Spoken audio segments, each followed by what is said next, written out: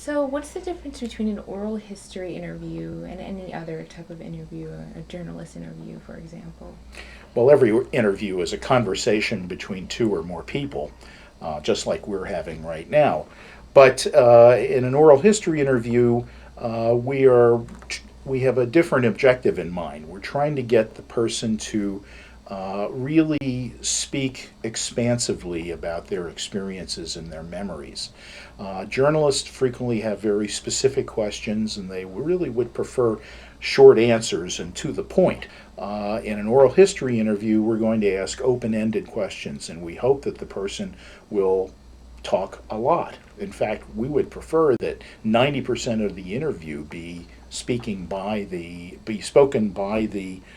interview subject, which would be quite different from a journalist's interview.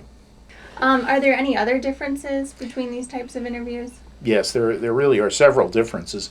Um, the product of an oral history interview is going to be a lightly edited transcript of the interview that will go into the archives where researchers can come in and read it.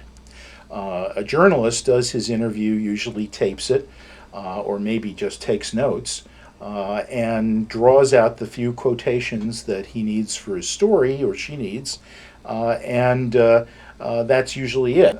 They're on to another story the next day, and the interview is forgotten. In the case of the oral history interview, we are hoping that it will be used by many people in the future. So we are going to prepare a transcript. We're going to let the interviewee review that transcript, correct errors, and if there are any parts of it that they're not comfortable with, we'll let them restrict it for a time. We'd rather have the interview for the future than sacrifice not getting it just simply because the person isn't comfortable with some of the things they might have said. We'll also have the person sign a legal document in which they give us permission to let other people read the interview and quote from it, and in some cases they sign their copyright interest in the interview over to the university, which is a legal transfer of their property in the interview. And that's very different than most other interviews. So, did you conduct some of these interviews for the project yourself? Yes, I did, and I was able to interview several women, a couple of whom were cabinet officers.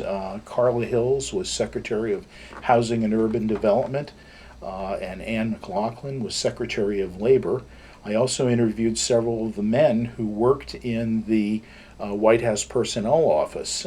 In one case, the man was working in the Pentagon, in the Secretary of Defense's office, and I had to get a parking permit to park in the Secretary of Defense's parking lot at the Pentagon, which meant I had to go through about 4 checkpoints for security purposes and then be walked into the Pentagon and walked out again.